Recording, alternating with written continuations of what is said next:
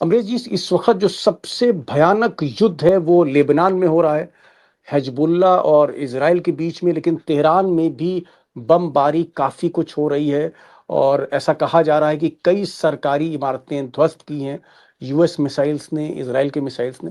लेकिन इज़राइल की खबर, तेल अवीव की खबर, जेरूसलम की खबर, वहाँ की खबरें नहीं आ पा रही। मैं भी कई अखबार देख रहा था, खबरें जो वहाँ पर तबाही हो रही उसका कहीं पर कोई बहुत ज़्यादा खबरें नहीं। बीबीसी का ये कहना है कि बड़ी ज़बरदस्त ईरान ने स्ट्राइक करी और यही कुछ वॉशिंगटन पोस्ट का भी मानना है। लेकिन डिटेल्स नहीं आ रहे हैं। सोशल मीडिया पर कुछ पत्रकार, इंडिपेंडेंट पत्रकार अमेरिका के, ऑस्ट्रेलिया के कह रहे हैं कि काफ़ी नुकसान इज़राइल में है और इज़राइल में जो पॉलिटिकल लीडरशिप है, वहाँ की सरकार है, मौके पर नहीं दिख रही है और कहीं न कहीं जनता में असंतोष बढ़ता जा रहा है। दीपक जी, देखिए जो पूरी स्थिति है उसमें अभी जेमी सिंटियर ऑस्ट्रेलिया के बहुत बड़े पत्रकार हैं और उनका जो नेटवर्क है वो अमेरिकन जूस के है, जो अमेरिका में बैठे हैं और कुछ उसमें से निष्पक्ष हैं और जो इजराइल की रिजीम की बात नहीं दोहराते। अब वहां पर जो जेमी सिंटियर ने जो अपनी जॉइंट रिपोर्ट एक जारी की है जिसमें उन्होंने कहा है कि 200 बिल्डिंग तेल अवीव में ध्वस्त हो गई। ओहो, ओहो, ओहो, 200 buildings 200 in last they 5 are days. They are reduce to rubble, okay, okay. मलबा जी, जी। मलबा। हुँ। अच्छा, अब यहां पर क्या हो रहा है कि एक तरफ ये हो रहा है, दूसरी तरफ जनता कहां है? जनता का बड़ा हिस्सा बंकर में है और बंकरों में अव्यवस्था है और अव्यवस्था के साथ ये भी है कि जो रिजर्व सोल्जर्स, यानी इजराइल की सेना ऐसी है कि उसके प्रोफेशनल सोल्जर्स 60-70 हजार है, बाकी 1 लाख रिजर्व सोल्जर्स जो टाइम टू टाइम जी, रेस जी। किए जाते हैं। रिजर्व सोल्जर्स जिनको बंकरों में संभालना था व्यवस्था, क्योंकि पुलिस इजराइल की बहुत कमजोर है, छोटा सा देश है, तो जो रिजर्व सोल्जर्स को बंकरों में व्यवस्था संभालनी थी वो ड्यूटी पे नहीं आए। उनका बड़ा ओह! हिस्सा 20 से ओके। 30% ने आने से मना कर दिया और उनका पता है तर्क क्या है? उनका तर्क यह है कि अगर नेतन्याहू जमीन पे नहीं है, स्मोट्रिच जमीन पे नहीं है, जो होम मिनिस्टर इजराइल के हैं बेन गिविर वो जमीन पे नहीं है, तो हम क्यों जाएं? ओके। एक खबर ये आ रही थी अमरीश जी, नेतन्याहू के बारे में 2 दिन पहले कि जिस वक़्त अटैक शुरू हुए वो जर्मनी चले गए, लेकिन बाद में जर्मनी से भी और अमेरिकन मीडिया से भी और इज़राइल की मीडिया से भी एक क्लैरिफ़िकेशन आया कि जर्मनी नहीं गए हैं, नेतन्याहू इज़राइल में ही हैं। उसके बाद ईरान की फ़ौज ने 2 दिन पहले ये दावा किया कि उन्होंने तेल अवीव में नेतन्याहू का जो दफ़्तर है उस पर मिसाइल मारी है। लेकिन कोई हताहत की खबर नहीं है। उसके बाद फिर खबर आई कि नेतन्याहू बिल्कुल सुरक्षित हैं, वो तेल अवीव में ही हैं। क्या कुछ आपको लग रहा है कि ये सिक्योरिटी रीज़न से नेतन्याहू फ्रंट पे कहीं नहीं दिख रहे हैं? खतरा उनको भी बहुत ज़्यादा है? देखिए, आज 5 मार्च 2026 है। नेतन्याहू आखिरी बार 2 मार्च 2026 को दिखे, 2 मार्च, 3 दिन पहले। और वो बेत शेमेश एक जगह है इजराइल में जिसपे ईरान ने मारा था, बंकर भेज दिया था, कई इजरायली मारे गए थे, वहां वो गए थे बुलेट प्रूफ वेस्ट पहन के। उसके बाद से वो नहीं दिखे और ओके। ना ही उनके जो गृह मंत्री हैं बेन गिविर, जिनका काम है, गृह मंत्रालय का काम है ना इसको देखना, जी। जो अंदरूनी स्थिति है, तो वो तो दिखाई नहीं पड़े 28 फरवरी 2026 से, जिस दिन अली खामनेई, इमाम खामनेई का असैसिनेशन हुआ, उसके बाद वो नहीं दिखे। तो जी। ये जो पूरी एक क्राइसिस आ गई है, एक पॉलिटिकल वैक्यूम क्रिएट हो गया। और दीपक जी, हम और आप जानते हैं पॉलिटिकल वैक्यूम का क्या मतलब होता है, कि जी। डायरेक्शनलेस, दिशाहीन। एक चीज़ और जानना चाह रहा था, इधर पिछले 2 दिन से ईरान ने मिसाइल से कम ड्रोन से ज़्यादा हमले किए हैं और ऐसा कहा जा रहा है, ख़ासकर जो लारीजानी हैं, अली लारीजानी जो नेशनल सिक्योरिटी काउंसिल के सचिव हैं, इस वक़्त ईरान के सबसे अहम ऑफ़िसर हैं, अधिकारी हैं। इनका ये कहना है कि अभी तक हमने अपनी सबसे खतरनाक मिसाइलें नहीं निकाली हैं। तो क्या ये ईरान की स्ट्रैटेजी है कि जंग थोड़ी और खिंचेगी और लंबी होगी, उसके बाद वो और घातक मिसाइल निकालेंगे? अभी वो सिर्फ़ मीडियम रेंज की मिसाइल निकाल रहे हैं। ये स्ट्रैटेजी क्या है?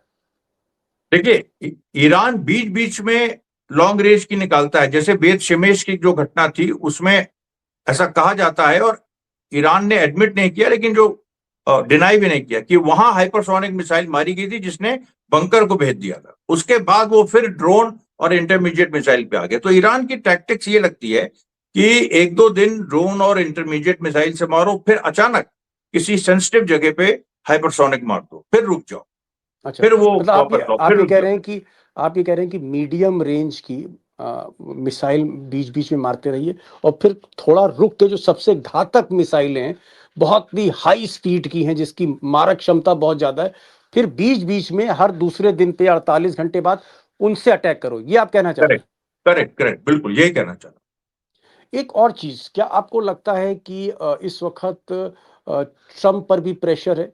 क्योंकि जो ताजे जनता के पोल्स आ रहे हैं, चाहे वॉशिंगटन पोस्ट के हों, चाहे न्यूयॉर्क टाइम्स के हों, चाहे रॉयटर्स के हों, 60%, 59 to 60% अमेरिकन ये जंग नहीं चाहते हैं। तो क्या एक प्रेशर बढ़ रहा है ट्रम्प पर? देखिए, जनता नहीं चाहती है और ये चीज पोल्स दिखा रहे हैं। जैसे आपने कहा 50 से 60% लोग जंग नहीं चाहते। 59 to 60%, तो या 59 से उसके 60%। जी, उससे इंपॉर्टेंट क्या है? उससे इंपॉर्टेंट है जो सीएनएन छाप रहा है, जो जो सीएनएन कह रहा है, जो अमेरिकन अमेरिकन मीडिया ने भी कहना शुरू कर दिया, मेन स्ट्रीम, कि स्टॉक पाइल्स कम हो रहे हैं।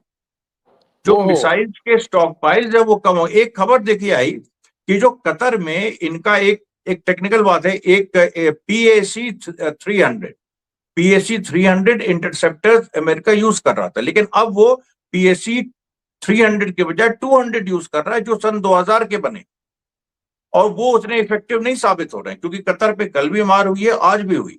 ओके, मतलब आप ये तो कह रहे हैं ये कि जो समस्या है। जो जो जो एयर डिफेंस सिस्टम है, मिसाइलों से बचाव करने वाला जो सिस्टम है, वो इस वक्त अमेरिका का ज़्यादातर डैमेज हो गया है या यूज़ हो चुका है, और कहीं ना कहीं अब और नए हथियारों की सप्लाई उनको चाहिए, आप ये कह रहे हैं?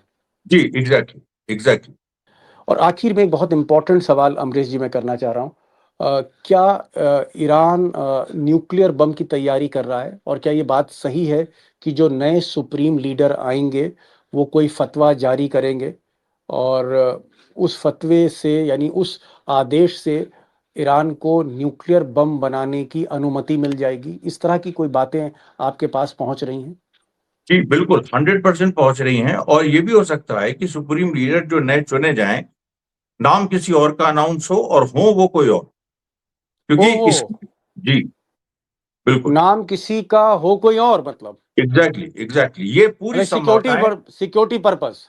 सिक्योरिटी पर्पजेज और चकमा देने के लिए, अमेरिका को चकमा देने के लिए कि वो अपनी एयर स्ट्राइक्स पे, समझ गया क्योंकि कि ए का नाम हो और बी जो है एक्चुअल में हो। जी, और इजराइल का बयान कल आया कि जो भी नया सुप्रीम लीडर चुना जाएगा उसको हम असैसिनेट करेंगे, क्योंकि जैसा कि हम पहले चर्चा कर चुके हैं, उनको सबसे बड़ा डर है कि फतवा आ जाएगा कि न्यूक्लियर बॉम्ब बनाया जा सकता है, और वो 24 घंटे में बन जाएगा। मतलब ये लारजानी कह चुके हैं मतलब कि क्या।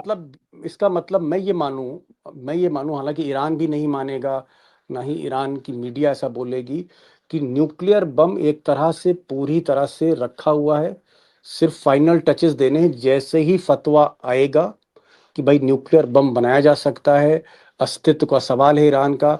इस वजह से इस्लाम में कहा गया है कि जब अस्तित्व का सवाल हो पूरे देश का, सिविलाइजेशन का, तब आपको छूट मिल सकती है इस तरह के हथियार के लिए।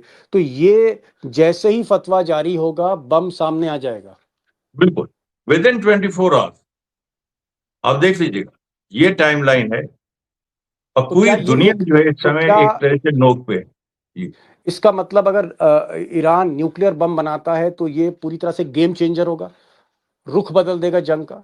और क्या, इसमें तो फिर इजराइल अमेरिका को 10 बार सोचना पड़ेगा, और उनके जो गल्फ एलाइज हैं वो, फिर उनका दबाव दुगना तिगना हो जाएगा, टर्की का भी, क्योंकि किसी के पास न्यूक्लियर जंग वेपन रोके। वहां नहीं। ओके। उनका दबाव तिगना हो जाएगा कि इस जंग को रोको। चलिए, आखिर में बड़ी बात जो है अमरीश मिश्रा ने कही, उन्होंने कहा कि न्यूक्लियर बम की तैयारी ईरान कर रहा है, और नए सुप्रीम लीडर से उम्मीद की जा रही है कि वो फतवा जारी करके न्यूक्लियर बम बनाने के आदेश फरमान जारी कर सकते हैं, क्योंकि ये टेक्नोलॉजी पिछले 25 बरस से ईरान के पास है। न्यूक्लियर साइंटिस्ट हैं, एनरिच यूरेनियम है, यानी मटेरियल भी है, टेक्नोलॉजी है, कैपेसिटी है, इसलिए ये बम बहुत जल्दी असेंबल करके आ सकता है। कहने वाले तो ये भी कह रहे हैं कि बम ऑलरेडी है, सिर्फ अनाउंस करना। और अगर ये न्यूक्लियर बम, परमाणु बम इसका ऐलान होता है तो फिर जो गल्फ के बाकी मुल्क हैं, चाहे कतर हो, बहरीन हो या फिर कुवैत हो या यूनाइटेड अरब एमिरेट्स हो, इनका प्रेशर जो है जंग रोकने के लिए बहुत ज़्यादा बढ़ जाएगा। और ट्रंप और नेतन्याहू को भी सेकंड थॉट सोचना पड़ेगा दोबारा कि जंग लड़नी चाहिए या इसको यहीं पर खत्म करना चाहिए। बहरहाल एक और बात इन्होंने कही कि इजराइल की खबरें नहीं आ रही बाहर की, इजराइल के अंदर क्या है, वहां पर भी काफी असमंजस की स्थिति इजराइल में है। नेतन्याहू 2 तारीख को देखे गए थे, उसके बाद कहाँ पर हैं, बंकर में हैं, कहाँ छुपे हैं, इसकी भी कोई खबरें ताज़ा हमको नहीं आ रही। अमरीश भाई, सारी चीज़ें आपने अपडेट कर दी, क्योंकि डेवलपिंग सिचुएशन है जंग में, और मैं चाहूँगा ऐसे ही आप आते रहें समय समय पर और अपडेट करते रहें हमारे दोस्तों को कि जो लेटेस्ट खबर है, सही खबर है, उसका सही विश्लेषण हो कि जंग किस तरफ जा रही है, वो हमें पता रहे। Thank you so much Amrish ji for joining this programme.